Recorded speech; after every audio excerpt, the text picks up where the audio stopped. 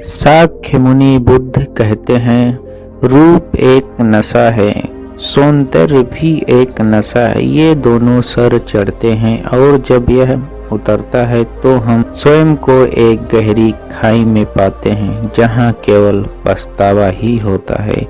दोस्तों, क्या आपको पता है कि हम में से ज़्यादातर लोग अच्छा बनना चाहते हैं और अच्छा दिखना भी चाहते हैं, लेकिन ज़्यादातर लोग बाहर के आकर्षण को ही अच्छा मान लेते हैं। लेकिन क्या आपको यह सत्य पता है कि बाहर की सुंदरता ज़्यादा देर तक नहीं रहती। जिस तरह सूर्य सुबह निकलता है, शाम को ढल जाता है और रात के बाद दिन आता है, बाल अवस्था से युवा अवस्था आता है और जवानी के बाद बुढ़ापा आता है, ठीक उसी तरह बाहरी सुंदरता एक समय के बाद ढल जाती है। बाहरी सुंदरता का मतलब है अलग अलग क्रीम, पाउडर, लाली, लिपस्टिक जैसी सामग्रियों, अर्धनंगे वस्त्रों का उपयोग अच्छा बनने के लिए किया जाता है।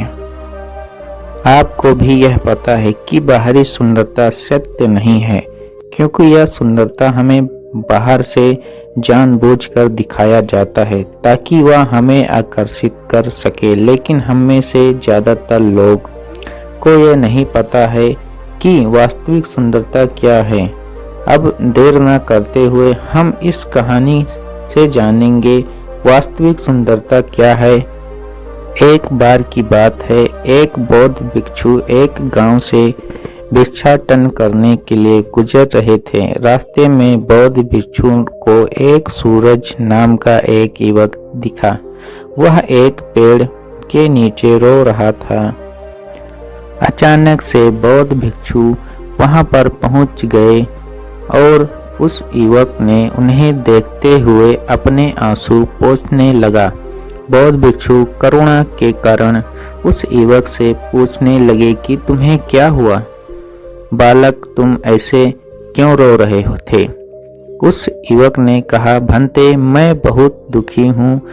बौद्ध भिक्षु ने करुणावश पूछा कि तुम्हें क्या दुख है और तुम्हारा दुख का क्या कारण है। युवक रोते हुए कहने लगा, हे गुरुदेव, मेरी माता की मृत्यु बचपन में ही हो गई थी, जब मैं 6 महीने का था और मैं आज तक उनका चेहरा नहीं देखा और माँ का प्रेम क्या होता है यह भी नहीं जान पाया। मेरे पिता ने मेरी देखभाल करने के लिए दूसरी शादी कर ली, लेकिन मेरी दूसरी माँ मुझे प्रेम नहीं करती और न ही मेरी फिक्र करती। हे गुरुदेव, कुछ समय पश्चात मेरे जीवन में एक स्त्री का आगमन हुआ जो दिखने में बहुत खूबसूरत थी और मैं उस स्त्री से प्रेम करने लगा। उसकी आंखें जैसे मिग्र नैनी और शरीर बहुत आकर्षित था। हे गुरुदेव, लेकिन कुछ समय पश्चात मेरी प्रेमिका ने मुझे छोड़ दिया और मैं बहुत दुखी हुआ। हे गुरुदेव, मुझे दुख भरा जीवन नहीं जीना, कोई ऐसा मार्ग बताइए जिससे जीवन जीने में सरल लगे।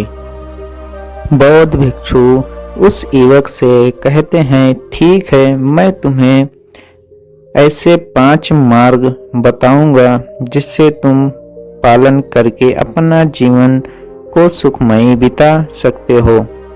पर याद रहे, जब तक ये जीवन रहेगा तब तक दुख हमारी छाया की तरह चलता रहेगा। और ध्यान रहे, अगर इस मार्ग का जो कोई पालन करता है वह वास्तविक सुंदरता क्या है, इसे तुम भली भांति समझ सकोगे। यह मार्ग पंचशील मार्ग है जो हमारे गुरु शाक्य मुनि बुद्ध ने यह मार्ग बताया था। वही मार्ग अब मैं तुम्हें बताने जा रहा हूँ। अब मेरी बात ध्यान से सुनना। ये पंचशील मार्ग 5 नियम जो कोई अपने जीवन में इसे अपनाता है वह वास्तविक सुंदरता को समझ सकता है। पहला मार्ग है अहिंसा। अहिंसा का मतलब होता है किसी भी प्राणी या जीव को जानबूझकर नुकसान न पहुंचाना। इसमें शारीरिक हिंसा के साथ साथ मानसिक हिंसा भी शामिल है। इतना कहते ही वह युवक पूछता है, हे भंते, कृपया करके मुझे ये बताएं कि शारीरिक हिंसा और मानसिक हिंसा में क्या फर्क होता है। याद रहे मित्रों, हमें सही जगह पर सही प्रश्न पूछना आना चाहिए। अगर आपके मन में कोई प्रश्न आ रहा हो तो कमेंट करके जरूर बताना।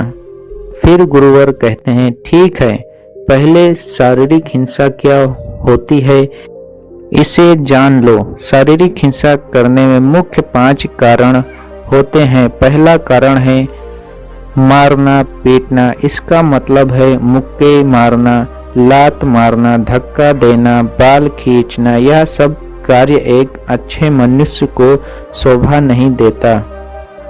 इसीलिए हमें किसी और को मारना पीटना नहीं चाहिए। इसका उल्टा हर जीव के प्रति सेवा का भाव होना चाहिए।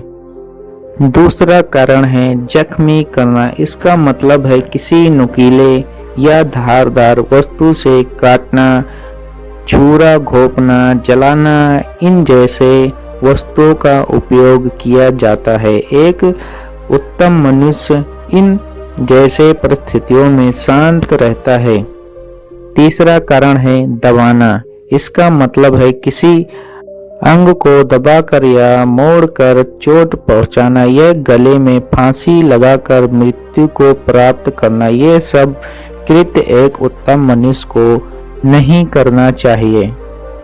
और चौथा कारण है धक्का देकर गिराना। इसका मतलब है किसी को इतना जोर से धक्का न देना कि वह गिर जाए और चोटिल हो जाए।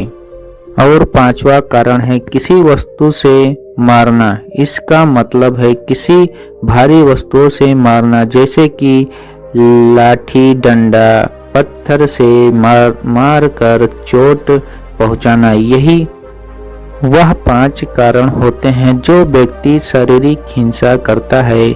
हमें इनका उपयोग दूसरों को चोट पहुंचाने के लिए अपने जीवन में नहीं करना चाहिए। और अब हम जानेंगे कि मानसिक हिंसा क्या होता है। मानसिक हिंसा एक ऐसा हिंसा होता है जो हमें बाहर से नहीं दिखाई देता है, लेकिन एक प्रकार का यह हिंसा होता है जो हमारे मन में उत्पन्न होता है। यह हिंसा किसी अपनों के द्वारा होता है।